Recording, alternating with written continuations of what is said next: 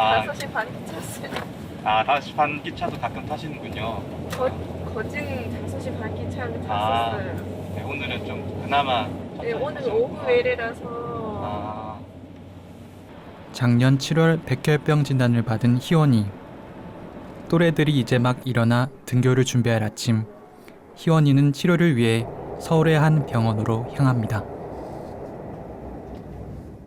포항 같은 경우는 어린이 아이들이 소아백혈병 치료할 수 있는 곳이 없으니까 네. 수혈도 힘들다고 들었어요. 근데 할 수 있는 병원이 많지 않다고 네. 들었거든요. 다른 아이들은 입원해서 이제 항암하는 아이들도 있는데 희원이 같은 경우에는 입원은 안 하고 네. 이제 또 다행히 10일 간격으로 네. 하게 돼서 다행히, 네네 네. 좀 띄엄띄엄 왔었어요. 아침 6시 반에 집에서 출발해 포항에서 병원까지 4시간.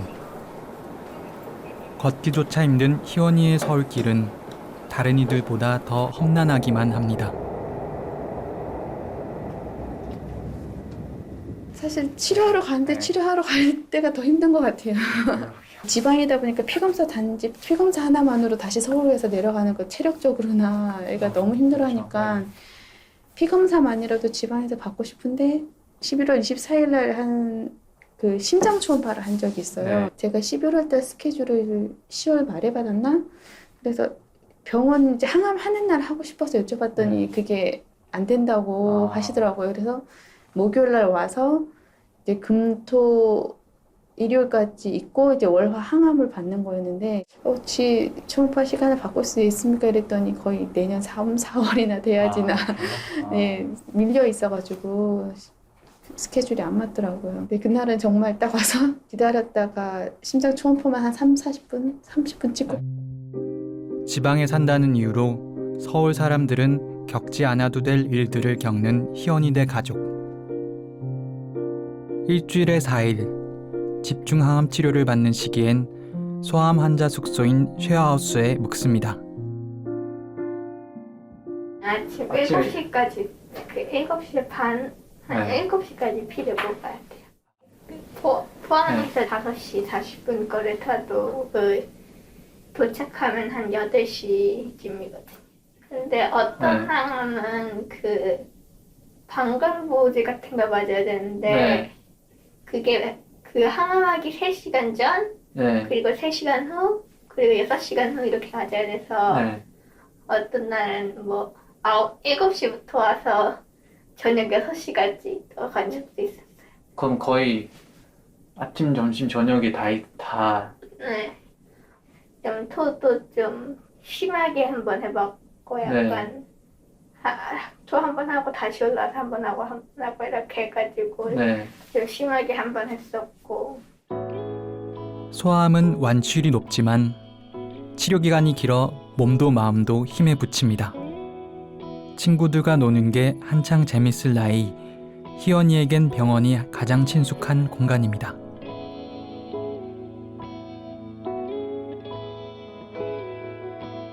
관을 끝나고 네. 이제 포항 내려갈 때도 예. 걱정이 너무 되는 거예요. 네. 피수치가 검사를 이제 중간 포항에서 피 검사를 한번 했는데 안 좋으니까 네. 입원할 때는 이제 간호 선생님이 다 검사해주고 매일 아침 체열해서 가서 알아서 검사를 해주시니까 제가 걱정할 게 이제 아이만 네. 케어하면 됐었는데 아무것도 없는 상황에서 이제 응급 상황이 벌어질지도 모른다고 생각하니까 긴장이 많이 돼서 제가 몸이 좀 힘들었어요. 처음 퇴원하고 갈 때는. 한 해 신규 발생하는 소아암 환자는 약 1천여 명. 그중 지역에 거주하는 소아암 환자의 70%가 서울행을 택합니다. 치료할 전문의가 없는 게 이유입니다. 소아암 치료에서 이 항암 치료뿐만이 아니라 방사선이나 수술도 굉장히 중요한데 전문의들이 지금 지방에는 거의 없습니다. 뇌종양, 그러니까 신경외과 전문이라든지 그 다음에 소아외과 전문이라든지 이런 분이 거의 없으시고 정말 5명 미만이실 거예요. 결국은 서울에 와서 수술을 받거나 이렇게 해야 되는 경우들이 생기고요. 그 다음에 이제 입원이 좀 어려워지는 상황들이 있어요. 그러니까 이제 전공의가 급감하면서 입원 치료가 제대로 안 되고 또 응급실이 문을 닫게 되고 이러면서 전공의 선생님도 없고 전문의들도 줄어드니까 입원의 그 서포트도 잘 안 되고 이제 이런 경우에는 결국 올라오셔야 되는 거죠. 치료를 위해 서울행을 택하는 건 소아암 환자뿐이 아닙니다. 전남 완도 노화도에 사는 고수동 씨도 암 진단 후 서울의 한 병원에서 치료를 받고 있습니다. 올 3월에 연화곤란이라고 먹으면 좀씩 걸리고 토하시니까 이상해서 4월에 육지에 나와서 위내시경을 해봤죠. 광주에 오셨어요? 네, 광주에서. 위내시경을 하니까 식도암이라고. 광주에가 이제 없으니까 식도암을 수술할 수 있는 병원이, 대학병원이 없으니까 무조건 이제 서울로 와야 될 거고, 하려 하면은 서울로 와야겠다는 생각이 없어갖고, 그래서 서울로 옮기게 됐죠. 가족 회의 거쳐서. 암투병 전 건장했던 고수동 씨 모습. 긴 암투병과 서울행에 자주 오르면서 체력은 더 급격히 떨어집니다. 배를 타야 돼요. 배 타고? 차를 배 실어요. 네. 그 배를 타고 나와야 돼요. 40분 타야 돼요. 그 땅끝에서 내려서 땅끝에서 광주로, 와서? 광주로 와서 광주에서 이제 기차를 타고 자거나 하룻밤 자거나 기차 타고. 처음에는 승용차로 거기서부터 서울까지 와봤는데 너무 힘들더라고요. 네 달씩 걸리죠? 6, 7시간. 또 환자가 있으니까 가다 쉬어야 돼. 치료 기간이 예상과는 달리 길어지면서 서울에 거처를 마련한 고수동 씨 가족. 식도암 수술이 15일이면 보통 끝난다고 하길래 그럴 줄 알고 3달, 4달 갈 줄을 생각했는데 못하고 있었으니까 그래도 해야 되겠어. 살려야 되니까 그냥 방어국 계속 있는 거죠. 단기가 한 달짜리들도 있고 하루 이틀짜리도 있는데 고시텔이나 원룸텔은 있는데 한 3만 5천에서 5만 원인데 너무 허름하고 같이 가족끼리 있기가 좀 불편하고 그래서 어쩔 수 없이 원룸이나 이렇게 투룸 같은 데를 단기로 이제 오래 있으니까 임대할 수밖에 없었죠. 110만 원짜리 있고 120만 원짜리 있고 해서 10만 원이 그 중개 수수료. 온 가족이 병간호에 집중하는 사이 일상 곳곳엔 균열이 생겼습니다. 사업체가 2개예요. 네. 여관하고 식당하고 다 올 수도. 아예 아빠한테 모든 걸 지금 쏟고 있죠. 한두 달 쉬면 될 줄 알았죠, 우리는. 네. 그러니까 한두 달만 휴가 갔다 온다고 네. 휴가라고 그런 해놨는데 식으로 우리가 지금 한 게 하다 보니까 이제 후유증 터지고 그러니까 올해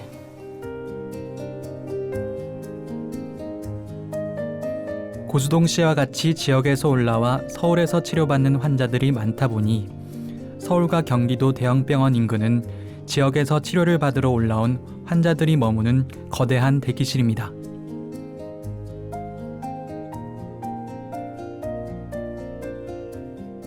경북 의성에서 올라와 국립암센터 인근 환자 쉼터에 머무는 김진희 씨. 요새는 한 달에 2번씩 의성에서 두 번씩 올라오고 거의 거기서 큰 수술은 서울로 올라와요. 거기서도 서울대병원, 신촌, 세브란스, 영농 세브란스 뭐 큰 병원에 다 가죠. 아산병원도 가고. 대형병원 주변 숙소는 하루 3만 원에서 5만 원인 고시텔과 환자방부터 한 달 500만 원이 넘는 암 요양병원까지 다양합니다. 편의시설과 의료 서비스는 정확히 지불 가격만큼의 편차를 나타내고 이는 환자들이 고스란히 떠안습니다.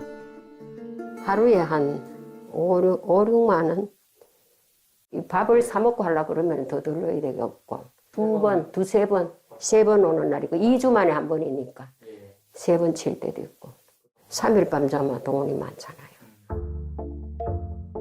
환자방으로 통칭되는 환자와 보호자 숙소들은 서울 빅5와 경기도 국립암센터를 중심으로 형성됐습니다. 방사선 치료하고요, 항암 치료, 그리고 양성자 치료 이렇게요. 제가 알고 있는 10년 전부터요. 그때부터 생긴 걸로 저 알고 있어요. 20여 년 전부터 눈에 띄게 늘어 현재는 곳곳에서 환자방이란 간판을 손쉽게 찾아볼 수 있습니다. 원룸과 고시텔이라도 묵을 곳이 있다면 그나마 다행인 걸까?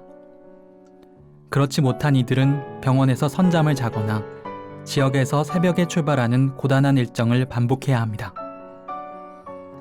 대형 병원이 통상 중환자, 수술환자, 응급환자에게 병실을 내주지만 이마저도 장기간 치료가 필요한 암 환자들에겐 병원 입원은 어렵습니다. 비수도권 환자들은 왜 사는 지역에서 치료를 받지 않고 체력 저하와 경제적 부담을 감내하며 서울 병원을 찾을까? 서울로 온 비수도권 암 환자 249명을 대상으로 온라인 설문조사를 진행했습니다.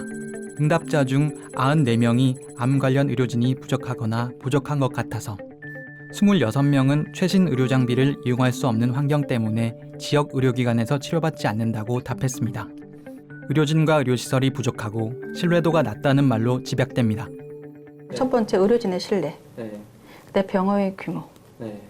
그게 가장 높은 핵심 원인인 것 같고요. 암이라는 것은 암사 환자가 암이라는 진단을 받는 순간 암 환자에게 큰 정신적인 충격도 있지만 가족 보내줘도 충격이고요.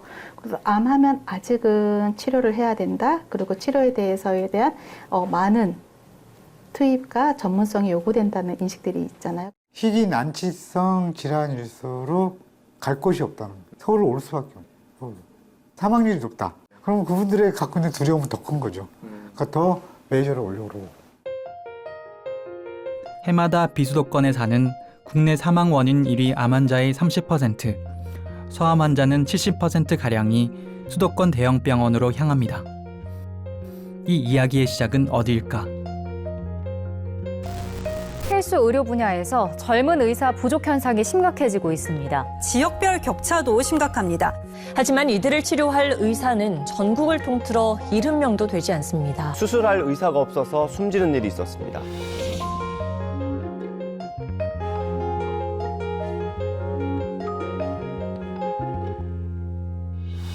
체력이 약한 환자가 4-5시간씩 걸려 수백 킬로미터를 통원하거나 아예 병원 옆에 거처를 얻어 서울살이를 시작하는 데엔 서울 밖엔 선택지가 없기 때문입니다.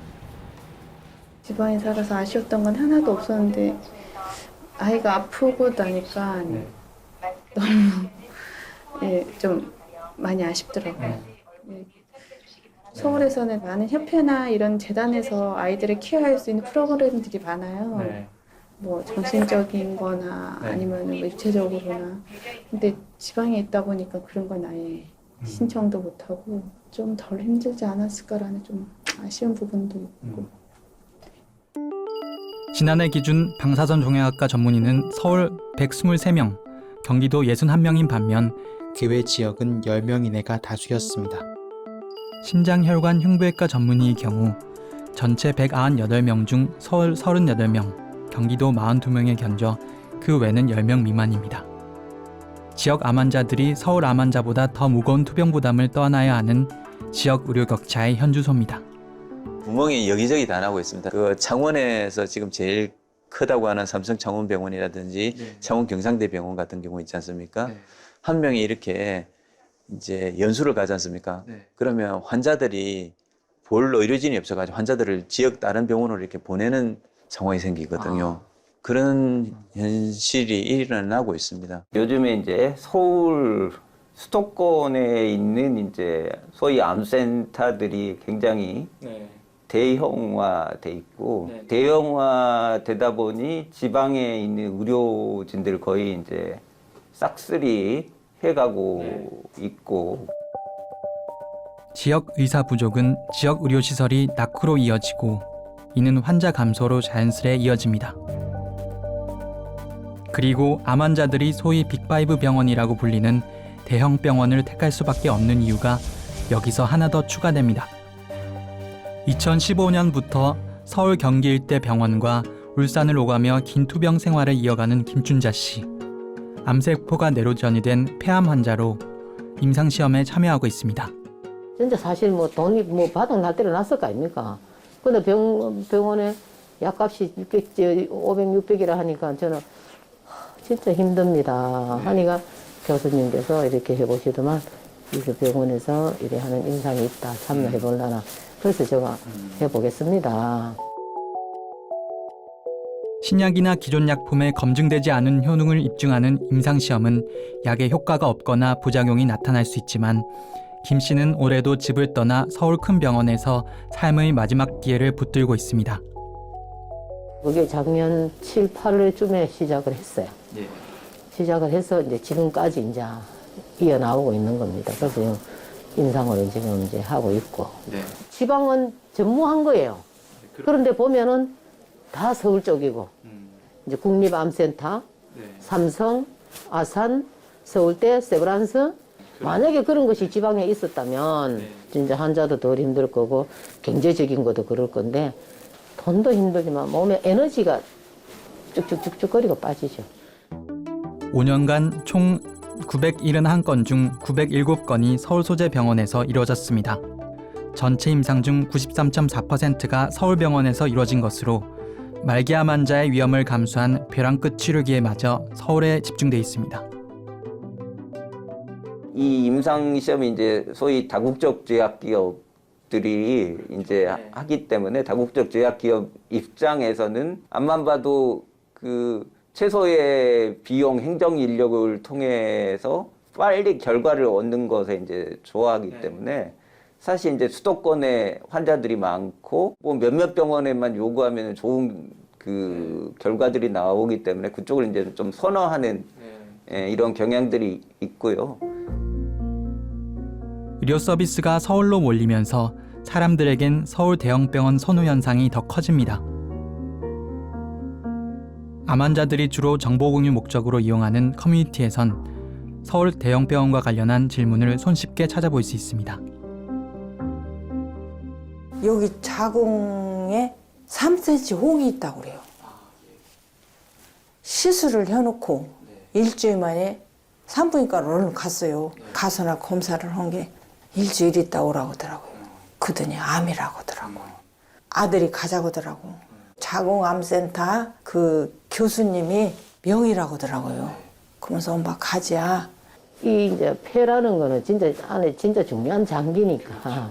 그래서 이제 진짜로 살고자 싶어서 모든 이게 개념이 지방보다는 서울이 그래도 낫다. 그래서 이제 이렇게 올라오게 됐는데, 그래도 이제 맨 가면은 뭐 메이저 병원이라고 서울에 온 사람들도 많아요.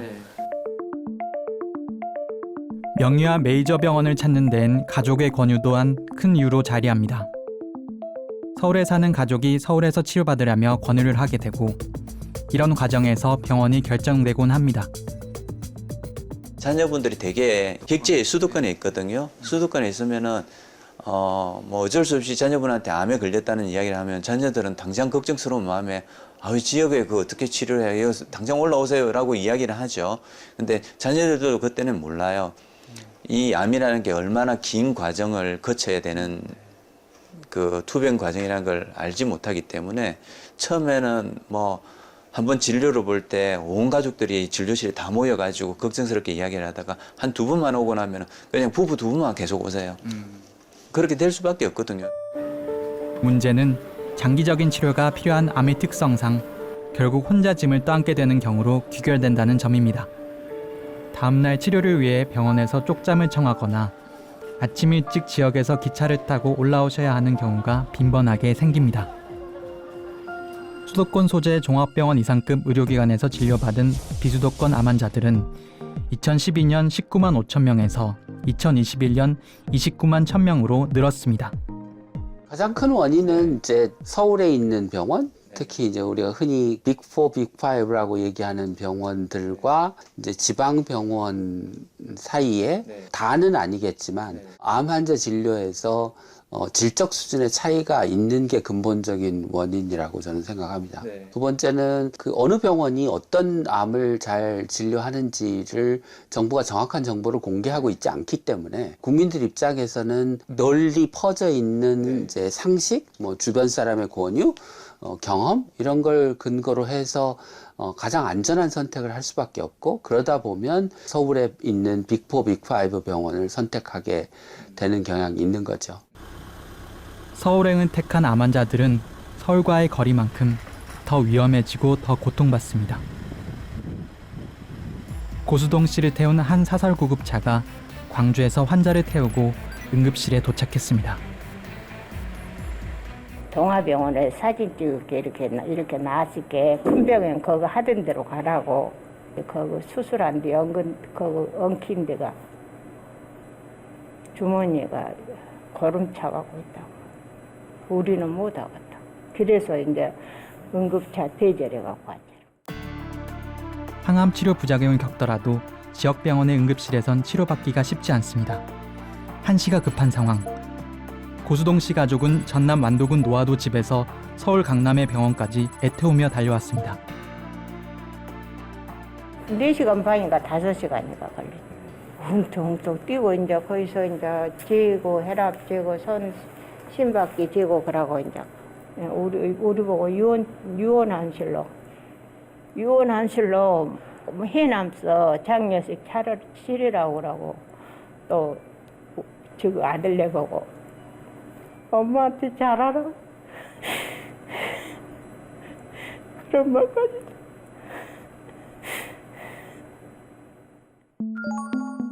오대암 환자 중 진단 후 한 달이 지나 수술받은 사람이 많습니다.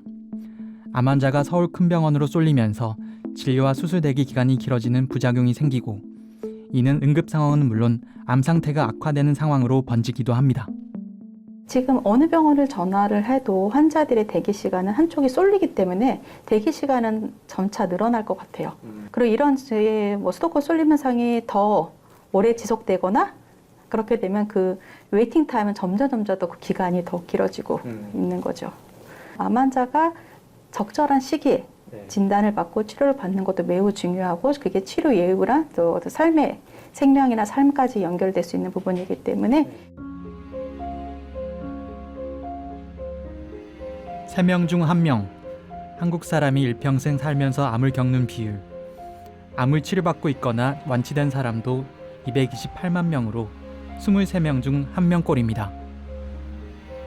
누구나 암 환자가 될 수 있다는 얘기며 누구나 겪을 수 있는 의료 문제는 어디에 살든 적절히 치료받을 수 있어야 합니다. 하지만 지역에서는 이런 믿음이 깨진 지 오래. 지역 암 환자들은 오늘도 서울행 열차에 오릅니다.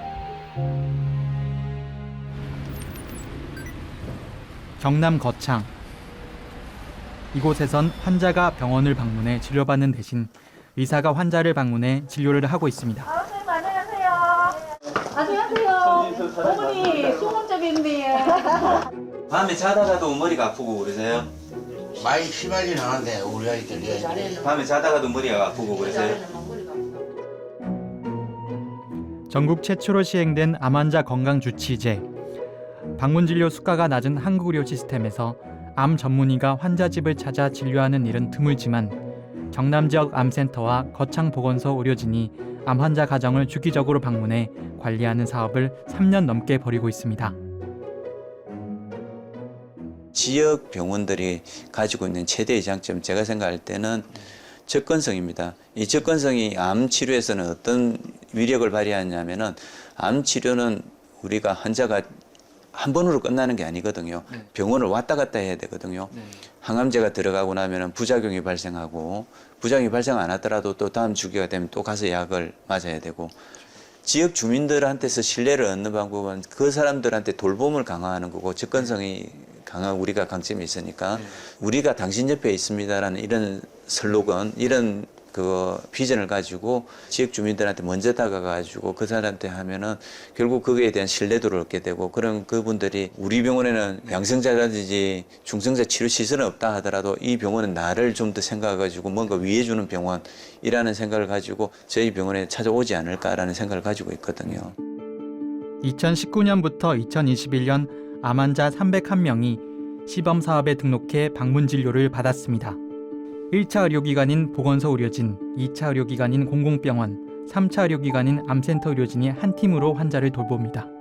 현실적으로 암센터 의사가 자주 방문을 할 수는 없는 탓에 환자에 대한 지속적인 관리는 거창군 보건진료소, 보건지소, 보건소가 주로 맡습니다.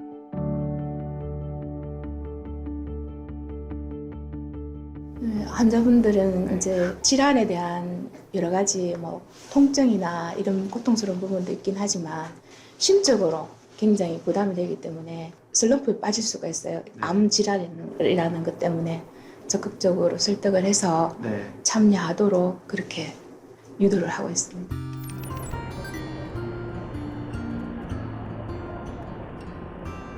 (2016년부터) 서울에서 암 치료를 받다가 오랜 서울살이 끝에 집 근처 지역병원으로 돌아온 김기선 씨. 또 이리 다니고 저리 다니고 해봐도 이거는 절대 아니다 싶어서 이제 내려오게 되었고 강 교수님을 만나게 되었어요. 말씀하시는 것이 이 환자들 마음을 포근하게 만들어 주시더라고요. 저는 서울에서는 그 정도 의사 선생님의 따뜻한 말씀을 듣고 싶다는 생각은 안 가지고 내려왔는데 말씀하시는 게 따뜻하시고. 지금은 너무 늦게 내려왔다면서 보건소와 지역 암센터 관리에 만족감이 크다는 김기선 씨. 그래서 제가 교수님 만나자마자 그랬거든요. 제가 어떤 길로 걸어왔으면 좋겠는가를 좀 말씀도 좀 해주시고 그러시면 안 될까요? 그러니까 그러면 우리 그렇게 한번 해봅시다. 이런 식으로 말씀을 주시대요. 제가 이어오고 이러다 보니까 그래 내가 내려오기 잘했구나. 경제적인 문제든 또 모든 생활 여건이든 내가 참 내려오기 잘했구나. 지방에서 서울까지 오고 간다는 거는 정말로 그는 힘든 일이거든요. 예, 너무너무 힘들어요.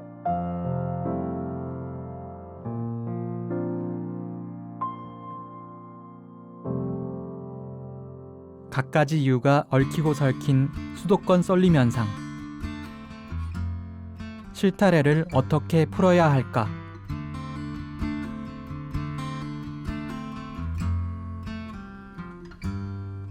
두경부암이나 뭐 소아의 백혈병 같은 거나 뭐 췌장암이나 또는 이식 수술이나 이런 것처럼 전국에 있는 모든 대학병원이 다 잘할 수 없고 환자 숫자가 적기 때문에 일부 소수의 병원에 환자가 몰리고 그런 병원들이 잘할 수밖에 없는 암과 뭐 위암, 유방암, 자궁경부암처럼 비교적 흔하고 지방에 있는 대학병원들도 잘할 수 있는 그런 암을 구분해서 기능 분담이 이루어져야 충분한 인력, 시설, 장비를 갖출 수 있고 환자도 거기에 몰리게 되고 그래야 진료의 수준이 올라가게 되는 거죠. 지금 지정된 지역암센터를 중심으로 거점화시키는 게 굉장히 중요한 전략이라고 생각을 합니다. 근데 이 부분은 딱 치료 부분이고요. 그러니까 그 전 단계에 해당하는 부분, 치료의 전 단계에 해당하는 진단 영역과 그리고 치료를 받으실 때도 보통 보면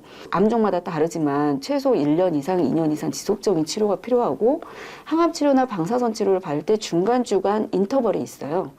회복기, 사후 관리 그 기간에는 지역에 있는 병원을 활용할 필요가 있겠다.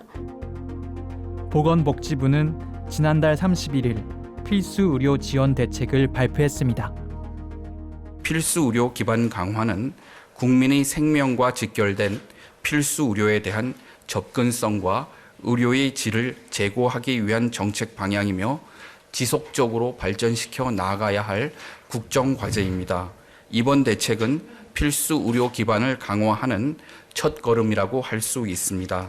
정부는 앞으로도 필요한 분야에 대한 추가 대책을 마련하는 등 계속 보완해 나가도록 하겠습니다.